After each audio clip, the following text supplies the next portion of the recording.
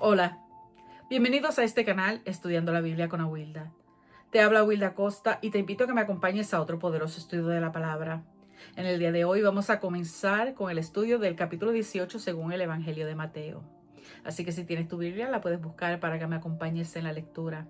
Y si conoces a alguien que se pueda beneficiar de estas clases, por favor te pido que se lo avises de que ya este video está disponible.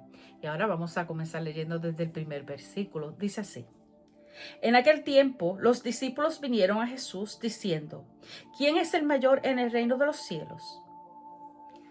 La última vez que nosotros estudiamos la palabra, nosotros sabemos que Jesús se encontraba en el área de Capernaum, en Galilea. Y aquí se nos está narrando que los discípulos se acercan a él con una pregunta. Y la pregunta es: ¿quién es el mayor en el reino de los cielos? Los discípulos están acostumbrados a los reinos de la tierra, a cómo funcionan los diferentes reinos, con diferentes posiciones, con diferentes rangos, con posiciones de admiración, donde entre más alta era tu posición, más halagos tú recibías y más comodidades. Y quizás ellos tienen todo esto en su mente y se están preguntando que cuál de ellos quizás tendría el rango mayor en el reino de los cielos. Pero aquí Jesús le va a dar una contestación que ellos no esperaban. Una contestación que cualquier idea que ellos tuvieran de grandeza se les iba a quitar. Que cualquier orgullo que estuviera dominando sus mentes para ellos hacer esta pregunta se iba a destruir. Vamos a seguir leyendo en el versículo 2. Dice: Y llamando a Jesús a un niño, le puso en medio de ellos y dijo: De cierto os digo, que si no os volvéis y os hacéis como niños, no entraréis en el reino de los cielos. Así que cualquiera que se humille como este niño es el mayor en el reino de los cielos, y cualquiera que reciba en mi nombre a un niño como este, a mí me recibe. Así que está Jesús frente a sus discípulos, ellos le hacen la pregunta y Jesús tomó a un niño que se encontraba entre ellos, lo toma y lo pone en el medio. Jesús, su personalidad, sus cualidades hacían que los niños se acercaran a él. Jesús era un maestro, pero era un maestro que mostraba el amor, la mansedumbre, lo cual hacía que los niños se sintieran confiados en acercarse a él. Porque en este tiempo, según los judíos, los niños solamente eran instrumentos para la labor, instrumentos para la ayuda de la casa. A los niños no se le tomaba en serio, a los niños nunca se le tomaba en cuenta sus opiniones. Y que Jesús tomara a un niño para dar un ejemplo, esto tuvo que ser chocante. Esto tuvo que ser algo que los iba a sacudir de toda idea que ellos tenían. Y Jesús comienza a decirle que si ellos no se volvían y se hacían como niños, no entrarían en el reino de los cielos. Las cualidades de los niños. Los niños son sumamente sencillos. Los niños no son regidos por el orgullo. Los niños son humildes. Los niños son unas personas que tienen unas cualidades hermosas, unas cualidades de amor, unas cualidades de sencillez. Así que Jesús está utilizando todas estas cualidades que nosotros encontramos en los niños para explicarle a sus discípulos la importancia de nosotros ser sencillos, de nosotros ser humildes, de nosotros estar para servir. De la misma manera que aquella comunidad judía veía a los niños como algo que se le podía sacar provecho, de la misma manera Él está haciendo la invitación a aquellos discípulos diciéndole: ¿ves las cualidades de este niño? Así tienen que ser las cualidades de las personas en el reino. Un corazón humilde. Un corazón sencillo, un corazón que no es dominado por el orgullo, un corazón que se deja adiestrar, que se deja enseñar. Y aquí también le dice que cualquiera que se humillare con ese niño sería el mayor en el reino. Porque el reino de Dios no trabaja por cuánta educación tú tengas. El reino de los cielos no es cuánta materialismo tú poseas. No es cuántas conexiones tú tienes con otras personas. Es la condición de tu corazón. Es una persona que entiende que depende del Padre. De la misma manera que un niño depende de sus padres y lo entiende, asimismo nosotros los que amamos al Señor, nosotros entendemos que en nosotros no hay nada, que todo lo que tenemos es gracias a nuestro Padre Celestial. Es un reconocer nuestro estado ante un Dios divino, un Dios perfecto. Y aquí Jesús está diciendo, el que es como este niño, cualquiera que se humille como este niño es el mayor. Quizás los discípulos estaban pensando, el más que aprenda, el más cosas que haga, el más conocimiento que obtenga, quizás ese se va a ganar el rango mayor entre los discípulos. Pero Jesús les está diciendo, no se refiere a esto. Lo que aquí Jesús les está enseñando es tu corazón. Ten un corazón humilde. Ten un corazón sencillo, un corazón que entienda su posición. Nosotros aquí tenemos que mirarnos, porque muchos de nosotros queremos llevar las mismas reglas de los reinos del mundo a las iglesias. Pero en las iglesias nosotros aprendemos que no hay mayor posición que no sea la de servir. Cuando nosotros nos encontramos con personas que son humildes, personas sencillas, personas que te dicen un Dios te bendiga con un corazón lleno de amor, estas son las personas que verdaderamente representan el reino. No es porque tú tengas un título en la iglesia que ya tú tienes un favor mayor con nuestro Dios Todopoderoso. Es el estado de tu corazón. No es cuántas veces tú has viajado. ¿A cuántos países has visitado y has predicado en cada país? Eso no es lo que te da a ti una posición mayor, sino es tu sencillez, tu humildad. Es tu saber tu posición frente a tu Salvador. Es tu tener unas manos dispuestas para servir con un corazón sincero y humilde. Es nosotros entender que Dios mira los corazones, no las posiciones, no los ministerios renombrados. Que estos ministerios ayudan, claro que sí, pero nosotros tenemos que entender que es el corazón lo que verdaderamente indica que nosotros vamos a ser grandes en el reino. Yo no sé por qué hay personas que insisten en ganar más atención, en que su nombre sea publicado, en que su ministerio sea reconocido, cuando aquí claramente el Señor nos está hablando de un corazón sincero, sencillo, humilde. Y aquí les habló fuerte a aquellos discípulos esta enseñanza de Jesús y nos tiene que hablar fuerte a nosotros. Después vamos a seguir leyendo en el versículo 6, dice, y cualquiera que haga tropezar a alguno de estos pequeños que cree en mí, mejor le fuese que se le colgase al cuello una piedra de molino de asno y que se le hundiese en lo profundo del mar.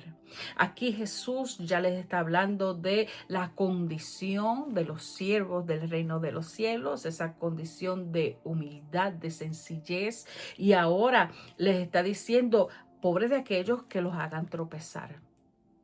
Pobre de aquellos que quieren dañar a las personas humildes. Aquellas personas que buscan al Señor de todo corazón, siempre va a llegar alguien que va a tratar de que ellos tropiecen. Pero el Señor aquí da una enseñanza bien fuerte, porque Él dice, mejor es que se le ate al cuello, que se le cuelgue una piedra de molino de asno. Aquellas piedras eran grandes, eran sumamente pesadas. Y aquí lo que dice es que se le ate al cuello y se eche al lo profundo del mar. Para los judíos, hablarle de alguien ser torturado de esta manera era algo sumamente fuerte, porque ellos se encontraban el ser ahogados como una de las muertes más horrendas.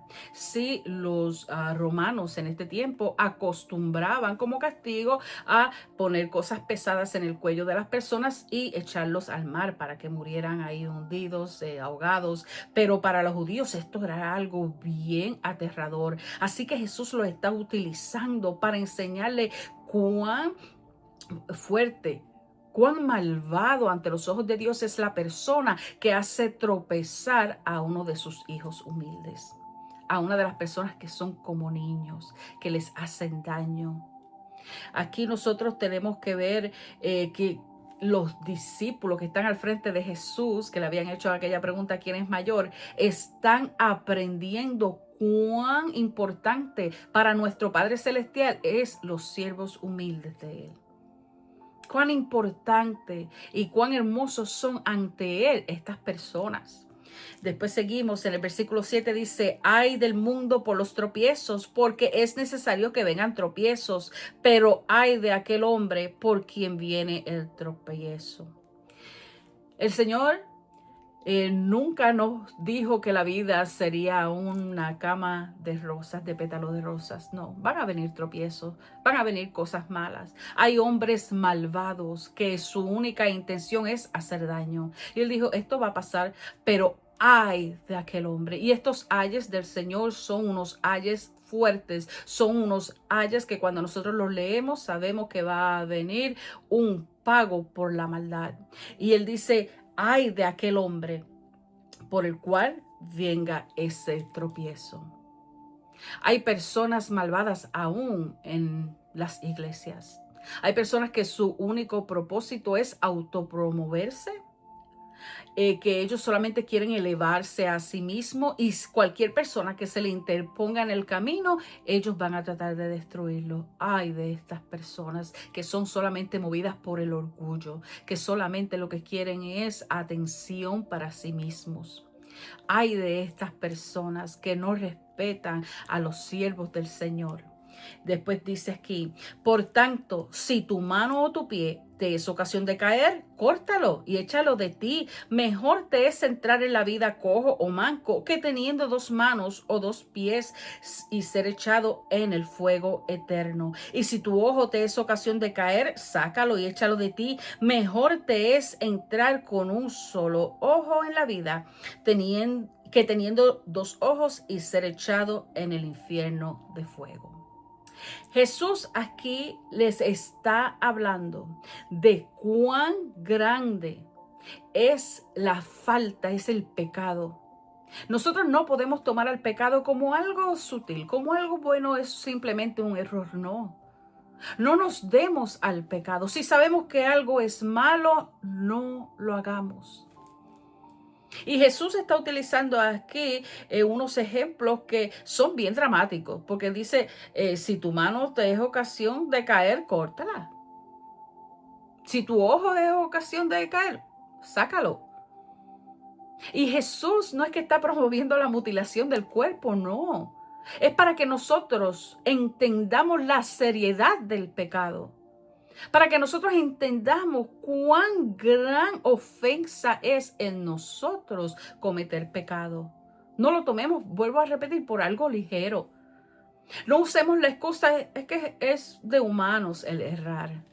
Pero nosotros hemos nacido de nuevo. Nosotros, el Espíritu Santo opera dentro de nosotros. Nosotros tenemos una guía que nos lleva a hacer el bien. Nosotros no podemos usar excusas.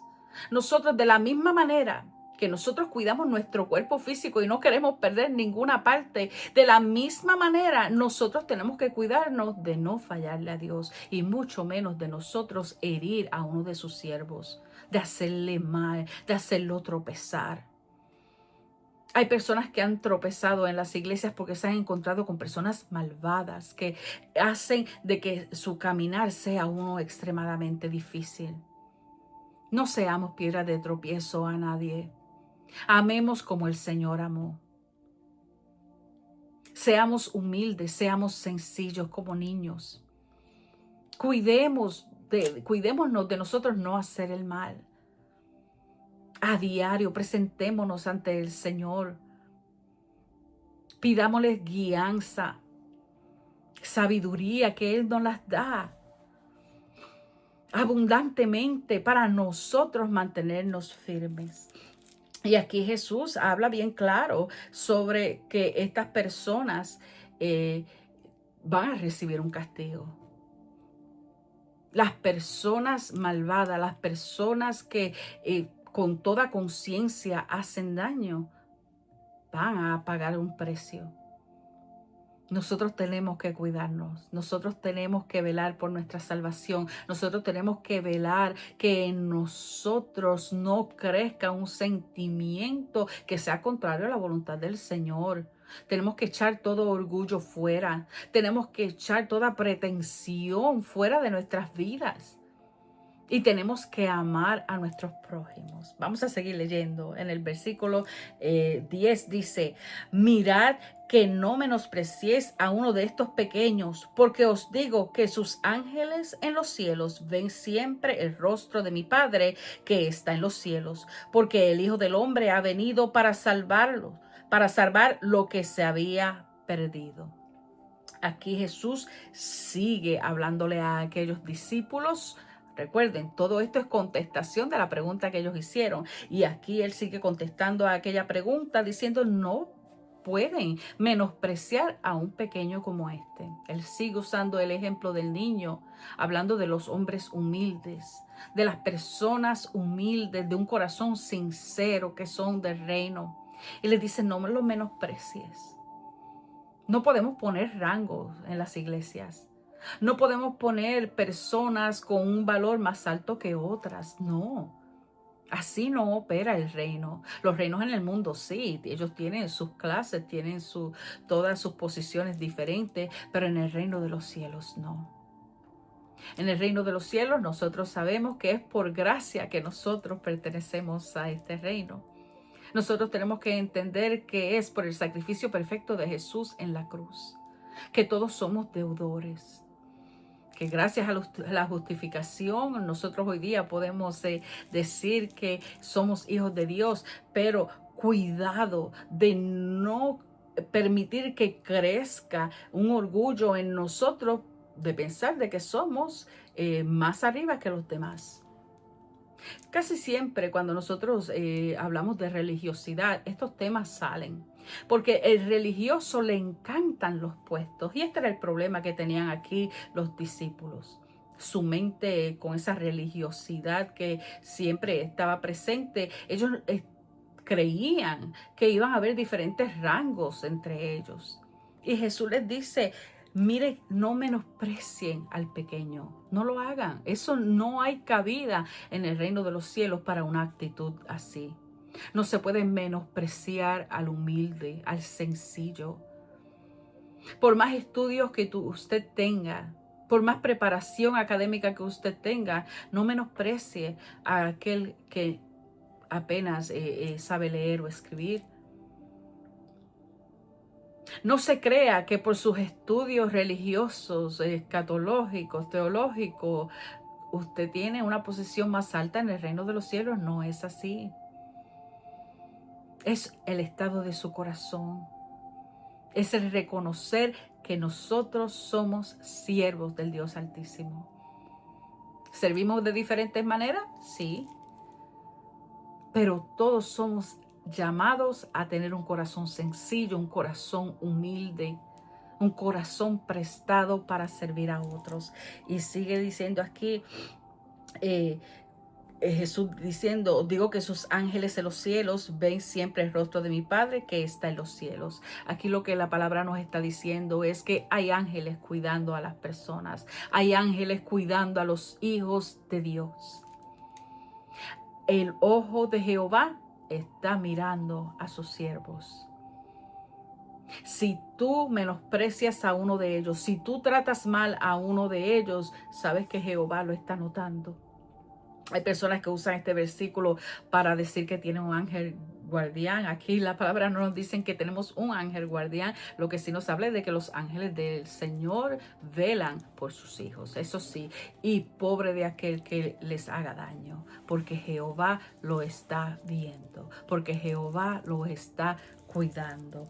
Después dice en el versículo 11, porque el Hijo del Hombre ha venido para salvar lo que se había perdido. Estas personas que son menospreciadas, estas personas que son rechazadas, estas son las personas que Jesús vino a salvar. Estas personas que la sociedad considera poco, a estas son las personas que Jesús vino a salvar. Aquellas personas sencillas que la sociedad no quiere tener nada con ellas, el Señor las considera grandes en su reino. El Señor vino a buscar lo menospreciado, lo olvidado. ¿Y por qué nosotros queremos tomar por nuestra propia cuenta el nosotros despreciarlos? Nosotros no podemos hacer eso porque son esas personas las que más el Señor está cuidando. El Señor vino por ellos. El Señor vino por usted, por mí, también por ellos. Cuidémonos de la práctica religiosa que nos hace ver en diferentes niveles. No lo es así. La palabra aquí es bien clara. Y esta contestación que Jesús le está dando sobre aquella pregunta es bien importante para nosotros, para la iglesia de hoy, que entendamos en el reino de los cielos, nosotros estamos llamados a ser sencillos. Hay personas que llegan a la iglesia y rápidamente dicen, oh no, usted tiene que pasar al frente. Este es el hijo de tal persona. O no, este es el evangelista tal.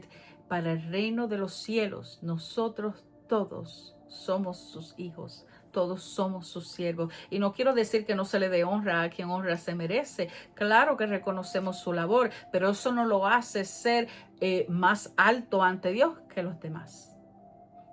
Amén. Y después dice en el versículo 12, ¿qué os parece? Si un hombre tiene 100 ovejas y se descarría una de ellas, ¿no deja las 99 y va por los montes a buscar la que se había descarriado? Y si acontece que la encuentra, de cierto os digo que se regocija más por aquella que por las 99 que no se descarriaron. Así no es la voluntad de vuestro Padre que está en los cielos, que se pierda uno de estos pequeños. Aquí Jesús les está dando esta parábola. Le está hablando sobre la parábola de una oveja perdida. Este hombre tiene 100 ovejas, una se descarría, se aparta y este hombre va a buscarla. Acontece que la encuentra y se regocija más por ella que por las 99 que ya están seguras. Y aquí Jesús les está hablando a ellos, les está hablando a sus discípulos y nos habla hoy a nosotros la importancia en el reino de los cielos de nosotros ocuparnos de los que más necesitan. Nosotros a veces, por nuestra religiosidad absurda, nosotros queremos sentirnos mejor que los demás, mejor que los que están allá afuera. Como yo soy santo, yo estoy en un nivel superior a los que están allá afuera. Y aquí Jesús con esta parábola nos está enseñando, no es así. Dios también ama a ese descarriado. Dios también ama a ese que se perdió. Y va a ir a buscarlo. Y se va a alegrar cuando lo encuentre. La compasión de nuestro Salvador. La compasión de nuestro Dios Todopoderoso. Aquí nosotros la vemos representada. Y es para nosotros un mensaje de la misma manera que Jesús aquí describe a este dueño de estas ovejas. Es lo mismo que nosotros debemos de sentir. Por el que se pierde, por el que se descarrila. No sentirnos mejores que ellos. No sentir que nosotros, como no nos hemos descarrileado, estamos en una posición mejor ante Dios. El Señor nos ama, el Señor está contento de que nosotros sigamos firmes, pero el Señor también ama a ese que se ha perdido. Y no podemos permitir que esto se meta en nuestra cabeza y nos llene de orgullo. No lo podemos hacer. Ese era el problema de los discípulos, el orgullo religioso que los cegó una y otra vez. No podemos permitir que esto nos suceda, amados hermanos, porque nos vamos a perder de las bendiciones más ricas que tiene el reino, que es servir a quien más lo necesita, que es restaurar aquello que se había caído, que es encontrar al perdido. Para eso fue que el Señor nos llamó. Y eso es lo que verdaderamente tiene valor en el reino de los cielos. No es nuestras posiciones. Es como nosotros servimos con un corazón sumamente sencillo como el de un niño. Y esta enseñanza tiene que grabarse en nuestros corazones. Porque hoy día somos bombardeados con tantos mensajes que puede que nos lleven a nosotros pensar que todas las cosas buenas es por nosotros. No, es por el Señor. No seamos egoístas, no seamos pretentuosos, dejemos el orgullo a un lado. En el reino de los cielos, aquel que es como un niño, aquella persona que es sencilla, humilde de corazón, ese es el mayor. Y aquí Jesús les está contestando una tras otra vez cómo es que funciona el reino de los cielos. Vamos a seguir. Y dice en el versículo 15, por tanto, versículo 15, por tanto, si tu hermano peca contra ti, ve y repréndele estando tú y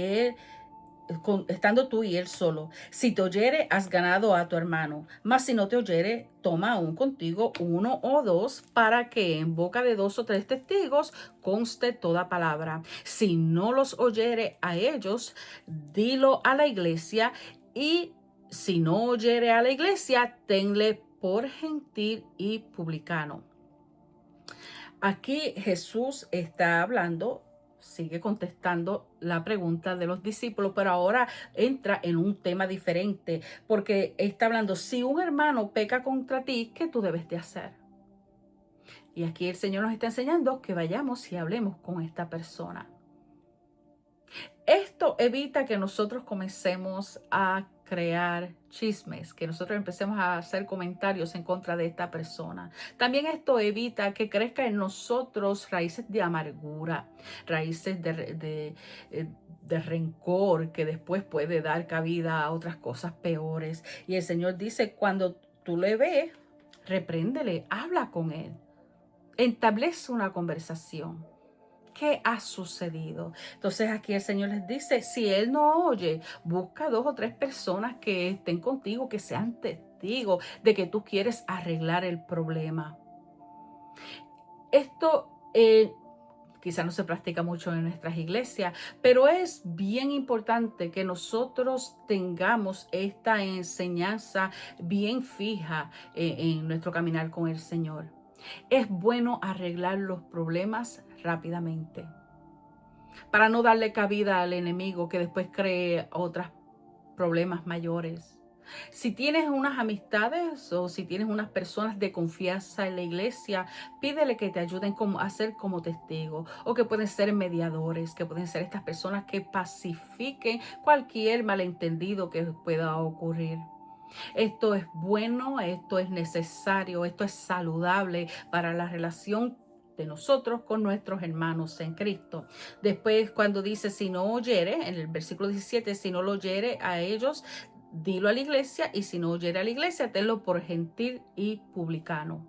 En otras palabras, usted va a tratar por todos los medios posibles, de usted hacer la paz con esa persona que le hirió.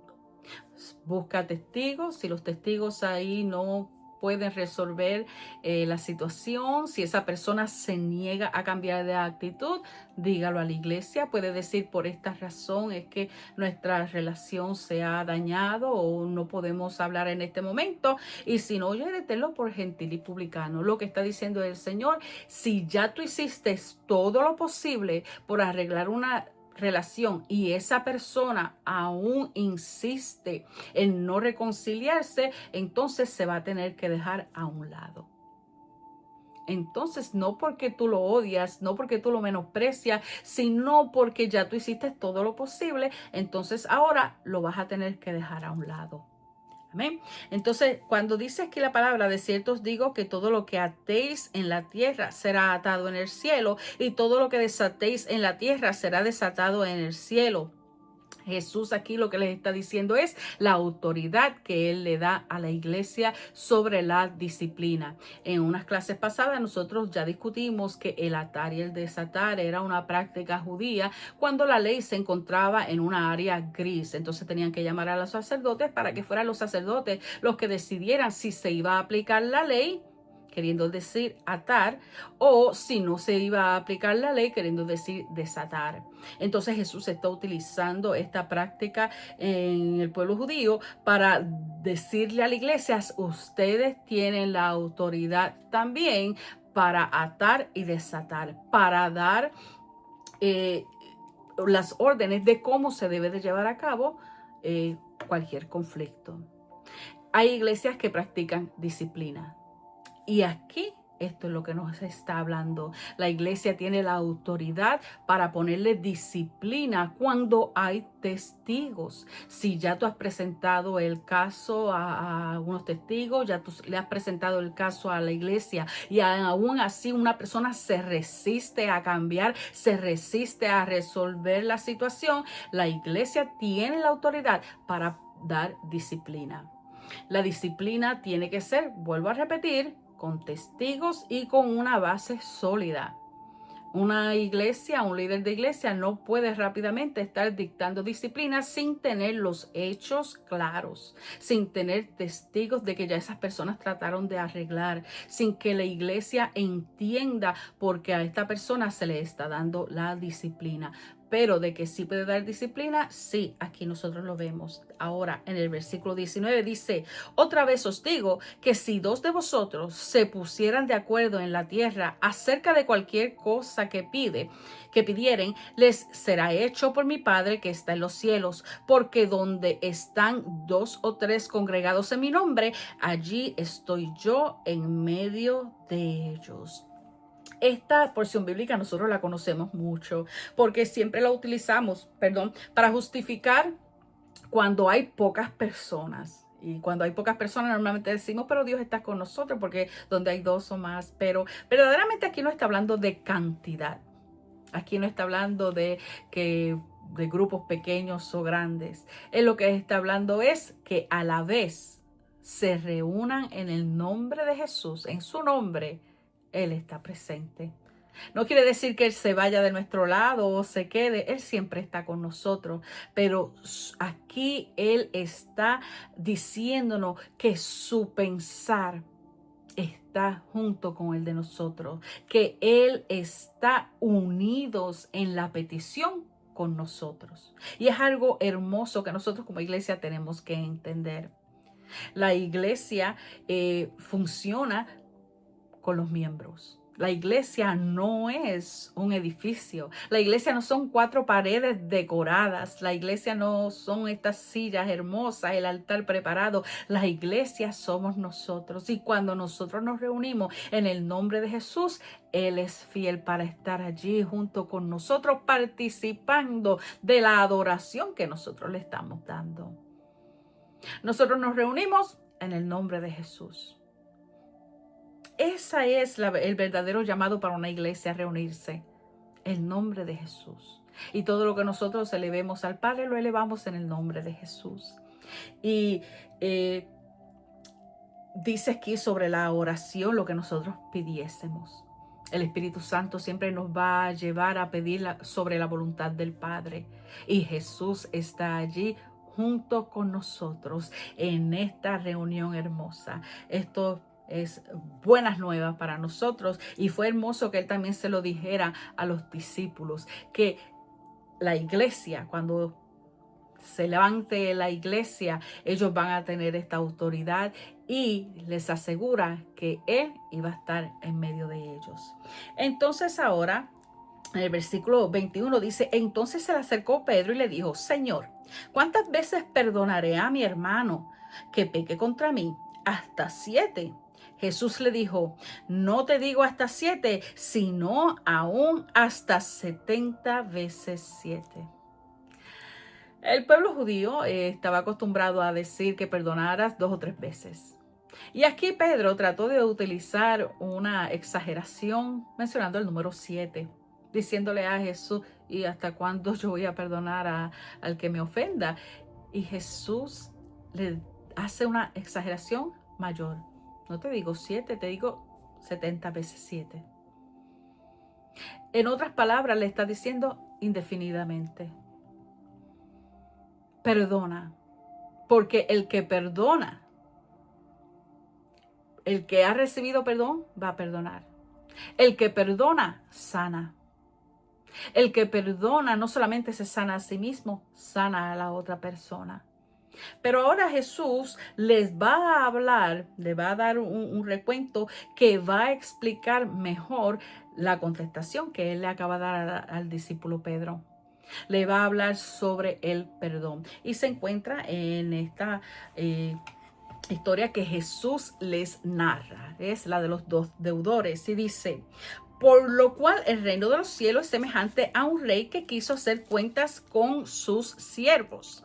Y comenzando a hacer cuentas, le fue presentado uno que le debía 10,000 talentos. Estamos hablando en el día de hoy de miles y miles y miles de dólares. Y comenzando a hacer cuenta, a este, como no pudo pagar, ordenó el Señor venderle, no solamente a él, sino a su mujer, a sus hijos y todo lo que tenía para que pudiera pagar la deuda. ¿Estaba aquel señor correcto en hacer que el siervo pagara la deuda? Claro que sí, porque se la debía. Entonces aquel siervo postrado le suplicaba diciendo, Señor, ten paciencia conmigo y yo te pagaré todo. Y el Señor fue movido a misericordia. Aquel siervo se arrodilla, comienza a rogarle y le está prometiendo, yo te voy a pagar todo lo que te debo. Y lo movió a misericordia. Le soltó. Y no solo lo soltó, también le canceló la deuda, se la perdonó. Dice, pero saliendo aquel pero saliendo aquel siervo, halló a uno de sus consiervos que le debía 100 denarios y haciendo de él le ahogaba, diciendo, págame lo que debes. Entonces, el consiervo, postrándose a sus pies, le rogaba diciendo, ten misericordia conmigo y yo te lo pagaré. Mas él no quiso, sino que fue y lo echó en la cárcel hasta que le pagase la deuda. El Señor, aquel rey, perdonó a este siervo que le debía millones y millones y millones. Le dejó la deuda nula, le perdonó todo. Y cuando este siervo sale, se encontró con otro siervo del rey, uno de sus consiervos, que le debía a él 100 denarios. Estamos hablando de algunos de miles de dólares. Y lo que hizo fue que lo aguantó por el cuello y le decía, págame. Y por más que el otro consiervo le pedía misericordia, él no se la supo dar. El rey a él le perdonó una cantidad mucho mayor, pero él no pudo perdonar esta cantidad, sino que lo arrojó a la cárcel hasta que él le pudiera pagar todo. Entonces aquí la palabra dice, viendo sus consiervos lo que pasaba, se entristecieron mucho y fueron a referírselo a su señor, al rey, de todo lo que había pasado. Entonces, llamándole el Señor, le dijo, siervo malvado, toda aquella deuda te perdoné, pero porque me rogaste. ¿No debías tú también tener misericordia con tu consiervo, como yo tuve misericordia de ti? Entonces su señor, enojado, le entregó a los verdugos hasta que pagase todo lo que debía.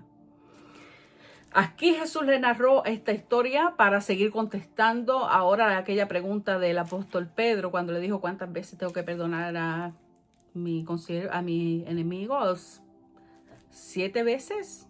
Y Jesús le dijo 70 veces 7, pero aquí se lo está demostrando cuando Jesús le narra este accidente que ocurrió con un rey y con sus siervos. El rey tiene misericordia con el siervo, pero el siervo no lo tuvo con su consiervo. Y aquí nosotros tenemos que retratarnos.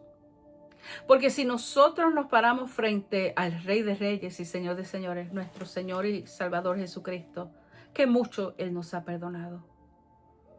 Si nosotros hacemos memoria de cuántas veces le hemos fallado a Él y cuántas veces Él nos ha perdonado, no vamos a tener suficiente papel para escribirlo. Cuánto el Señor nos ha perdonado, cuánta misericordia Él ha tenido para con nosotros. ¿Cuántas veces le hemos prometido al Señor que vamos a cambiar y seguimos haciendo lo mismo? Le fallamos en acto, en omisión, por palabra, por dejadez, por vagancia. Le fallamos, casi todos los días le fallamos al Señor, pero Él es grande en misericordia y cuando nosotros nos arrepentimos, Él nos perdona. Entonces, ¿por qué nosotros tenemos que cuestionar si podemos perdonar a otro o no? Cuando nosotros somos perdonados, nosotros aprendemos a perdonar, porque nosotros le ponemos el valor a lo que significa ser perdonado. Nosotros teníamos una deuda con Dios que jamás íbamos a poder pagar, nunca. Solamente su Hijo en la cruz pudo pagar aquel precio, porque Él fue santo. Nosotros siempre nos vamos a quedar cortos. Por más santidad que usted quiera tratar de hacer, nos vamos a quedar cortos comparado con el sacrificio perfecto de Cristo en la cruz. No tenemos con qué pagar nuestra deuda del pecado, pero aún así Él nos perdona. Entonces nosotros tenemos que armarnos de la misma fuerza y perdonar a nuestros semejantes. Las personas que han nacido de nuevo, que siguen a Cristo, se conocen por el amor hacia los demás, pero también se conocen por perdonar, por ser humildes, por buscar las cosas del reino primero, por no querer pecar, por no buscar elogios, sino ser humildes, por buscar hacer la voluntad de Dios por encima de todas las cosas. Si hay alguien que tú conoces que tú no puedas perdonar, ve de rodillas y pídele al Señor que ponga en ti ese deseo de perdonar. Que tú puedas tomar la decisión de perdonar.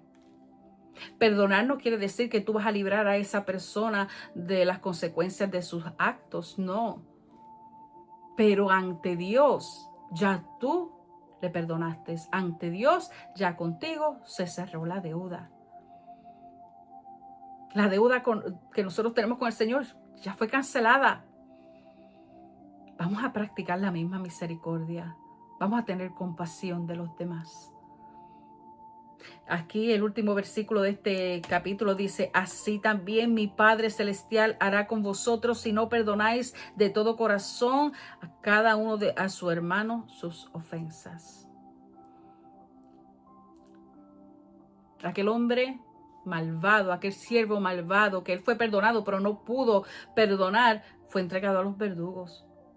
Y aquí dice Jesús: así también su Padre Celestial lo hará con aquellos que no perdonan.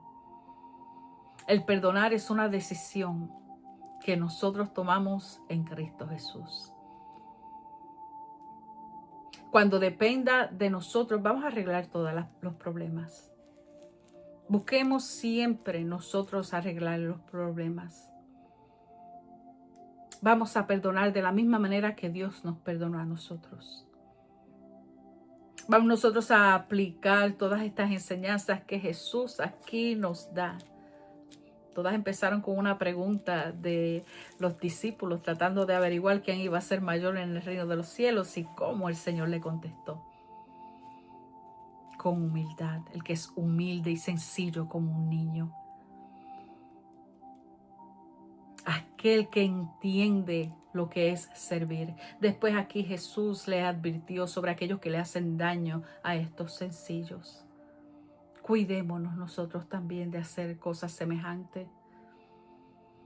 El Señor también nos habló sobre cómo el cielo, cómo el Padre se alegra cuando uno de aquellos perdidos es rescatado. Vamos a meditar en esto. Un día usted y yo también estábamos perdidos y el Señor nos rescató, nos llamó por nombre y nos buscó. Vamos nosotros a practicar la misma misericordia. Vamos nosotros a tratar de resolver todas las situaciones, siempre que dependa de nosotros. Vamos a perdonar. Amén. Yo creo que este capítulo ha sido uno poderoso, un capítulo que hemos aprendido muchísimo. Y yo te invito a que tú lo repases en tu hogar, que tú lo leas nuevamente, que tomes apunte de las partes que más te hablaron.